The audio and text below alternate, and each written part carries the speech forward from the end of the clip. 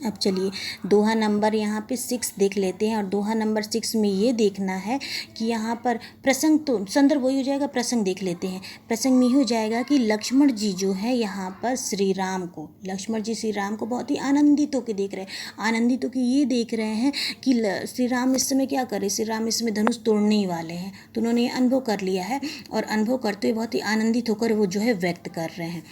व्याख्या देख लेते हैं। लखन लखेऊ रघु बस मनी, लक्ष्मण जी क्या कर रहे, लखेऊ मतलब देखना, लक्ष्मण जी श्री राम को बहुत ही आनंदित होकर देख रहे हैं।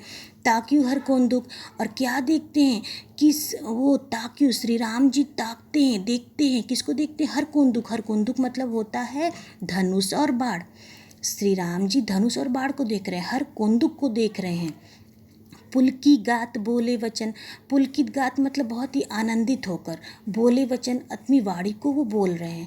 चरणु चापी ब्रह्मांडी, और क्या कर रहे हैं, जल्दी से अपने चरण से, चाप मतलब दबा लेते हैं, किसको दबा लेते हैं, ब्रह्मांड को दबा लेते हैं।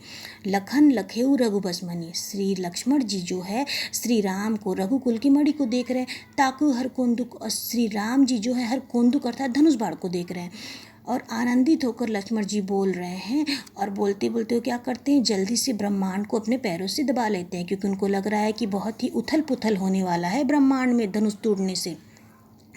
दिस कंजरहु कमट अहि कोला, अर्थात हे चारों दिशाओं के दिग्गजों, दिस कंजरहु मतलब चारों दिशाओं के दिग्गज। कमट, कमट मतलब कछुआ, अहि मतलब सांप, कोला मतलब वराह अर्थात धरती के प्राणियों। धरु धरनी धीर, धरी धीर न डोला, अर्थात धैर्य धारण कर लीजिए। धैर्य धारण इसलिए कर लीजिए क्योंकि धरती डोलने वाली है, श्री राम जी धनुष को तोड़ने वाले हैं। राम चाहिए शंकर धनु तोड़ा, राम जी जो है शंकर जी के धनुष को तोड़ना चाह रहे हैं। होई सजग सुन आयुष मोरा, अब यहाँ पे लक्ष्मण जी कह रहे हैं सजग हो जाइए, सतर्क हो जाइए। यहाँ पर लक्ष्मण जी कह रहे हैं कि सतर्क हो जाइए, और सतर्क हो के सुन आयुष मेरा, सतर्क हो के मेरी आज्ञा को सुनिए।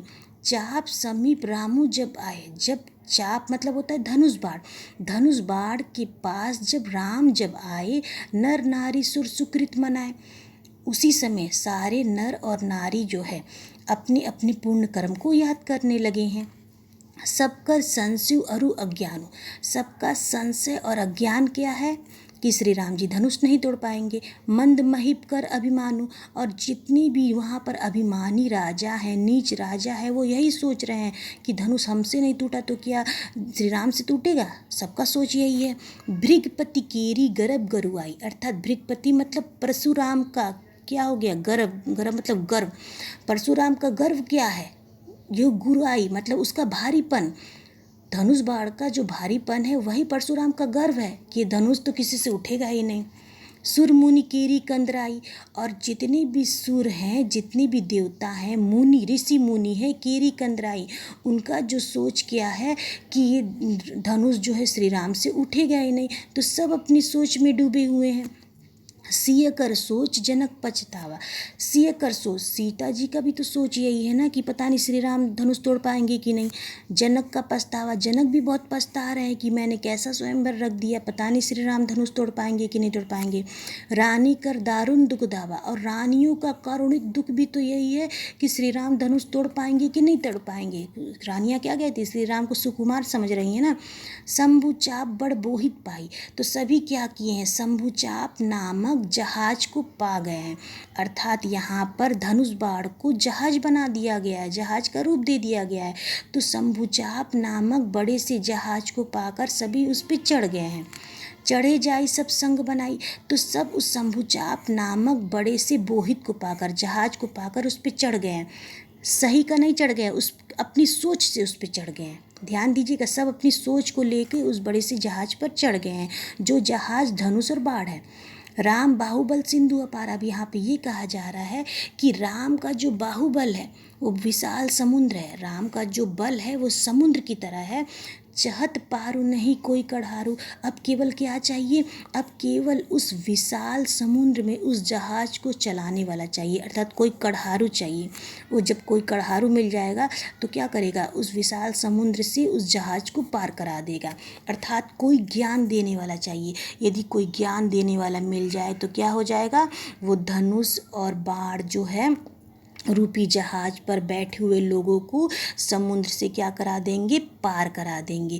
तो यहाँ पर यही लिखा हुआ है, लक्ष्मण जी द्वारा यही व्यक्त किया जा रहा है। भाषा जैसे कि पहले ऊपर लिखा गया है, भाषा वही आपका हो जाएगा, अवधि भाषा ही हो जाएगा। गुण इसमें क्या हो जाएगा, ओज और प्रसाद दोनों है, क्योंकि यहाँ पे हमें शिक्षा भी मिल रही है और ओज इसलिए कि वीरतापूर्ण जो भाव भी व्यक्त हो रहे हैं। शब्द शक्ति वही अभिद्या और वही लक्षणा हो जाएगा। केवल अगर कुछ बदला है तो अलंकार, अलंकार क्या हो जाएगा आपका, अनुप्रास अलंकार भी है, रूपक अलंकार है। तो देखिए रघुवंश मणि यहाँ पे है, तो रघुवंश मणि को क्या, रघुकुल के मणि को क्या, रूपक अलंकार।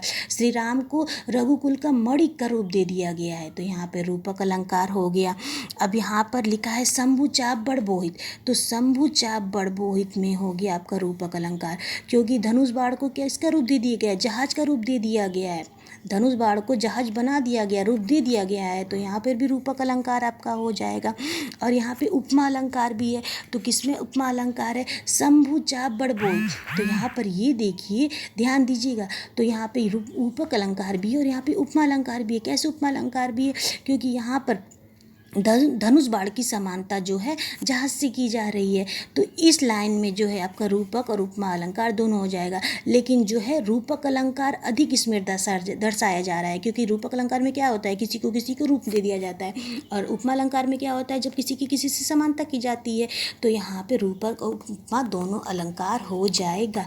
तो हमको लग रहा है कि ये आपको समझ में आ गया होगा। अब इसके बाद हम नेक्स्ट वीडियो देखेंगे, नेक्स्ट दोहा पढ़ेंगे, जिसमें है आपका दोहा नंबर 7। ध्यान दीजिएगा, दोहा नंबर 7 है।